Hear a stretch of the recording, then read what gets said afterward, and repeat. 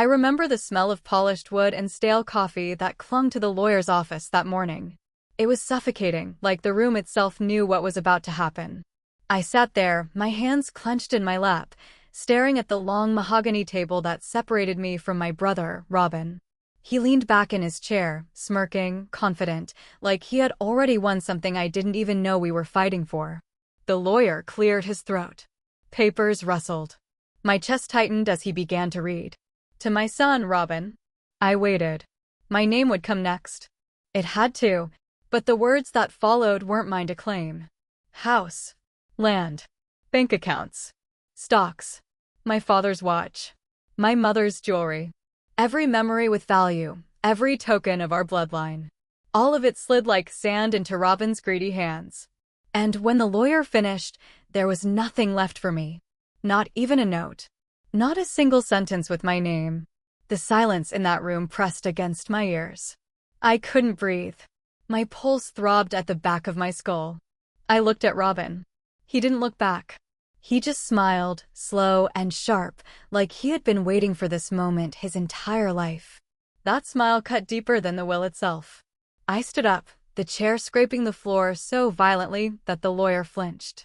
My throat burned. I wanted to scream, to demand answers, to ask why the parents who had leaned on me, who had called me late at night, who had trusted me with their secrets, had left me nothing. But Robin's smug expression told me everything. This wasn't an accident. He made it happen. I walked out without a word. The city air hit me like a slap, cold, filthy, full of fumes. Cars hissed past, horns blared, strangers brushed against me. But all I could hear was my father's voice, echoing from childhood, telling me to look after my little brother. All I could see was my mother, placing my hand over his when we were kids, saying, "Protect him, Natasha. He's family. Family." The word tasted like poison. For weeks, I couldn't sleep. I replayed everything in my head: birthdays, dinners, holidays. Times I'd sacrificed for him. Times I'd covered his lies, paid his debts, cleaned up his messes. Times I thought loyalty mattered. It was like staring into a broken mirror. Every shard showed me a different betrayal. One night, I found myself parked outside his new house, the house that should have been ours. The driveway was lit, his car gleaming like a trophy. Through the window, I saw him. Laughing. Drinking. Surrounded by friends who had never lifted a finger for our parents. He raised a glass like a king. And that's when I decided, if they had left me nothing, I would carve my own inheritance out of him. It started small. Anonymous calls in the middle of the night. Just silence on the other end, long enough to rattle him. Notes slipped under his door. A shadow in his rearview mirror when he drove. He didn't know it was me. He couldn't. And I made sure the paranoia ate at him, piece by piece.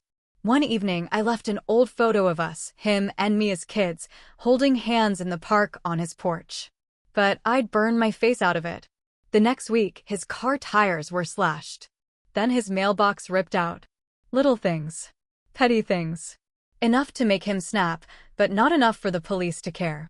I wanted him restless. I wanted him broken before the real revenge began. One night, he stormed into a bar I was already in, though he didn't notice me in the shadows. He slammed his fist on the counter, yelling at a friend, drunk and desperate. Someone's after me. I don't know who, but they're watching me. I can feel it. His friend laughed. You're paranoid, Roban. But I saw the fear in his eyes. That was the beginning. Weeks turned into months, and I wove my plan tighter. I learned his schedule. I knew when he left for work, when he stumbled home drunk, when he brought strangers into his house. I memorized his routines until I could predict his every move. And then I struck. It was a rainy night, the kind where the streets glisten and the air smells like metal. I broke into the house. Not with force. With ease. The security code hadn't changed since the day our parents installed it. He never bothered to reset it. Typical. I moved through the rooms like a ghost, my gloves brushing against furniture that used to belong to my mother. Every creak of the floorboards felt like a heartbeat. I reached his study, where the safe was hidden behind a painting. He always thought he was clever. Inside, I found stacks of cash, documents, deeds, Everything he had stolen with that smirk in the lawyer's office. I didn't take it. Not yet. I left it exactly as it was. But I added something. A single piece of paper, folded neatly. On it, I wrote, "This doesn't belong to you." The next day, he called me.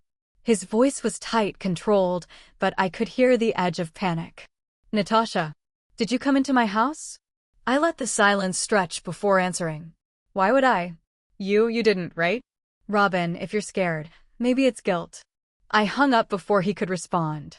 The fear was working, but fear wasn't enough. He needed to pay. He needed to feel the weight of betrayal crush him the way it crushed me.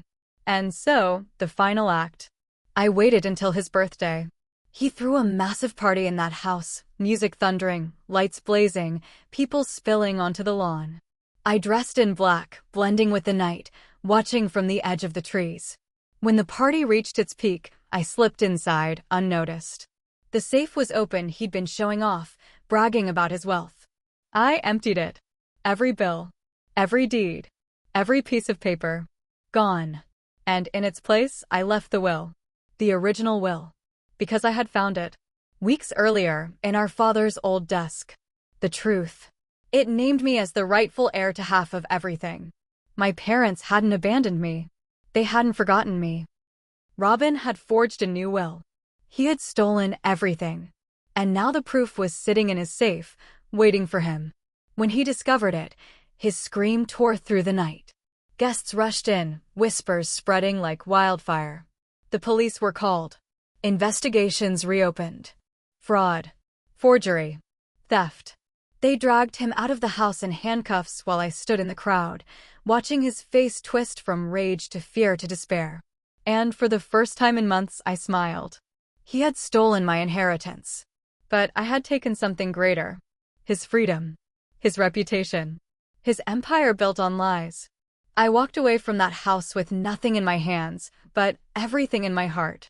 Because revenge, when served with patience, doesn't just balance the scales.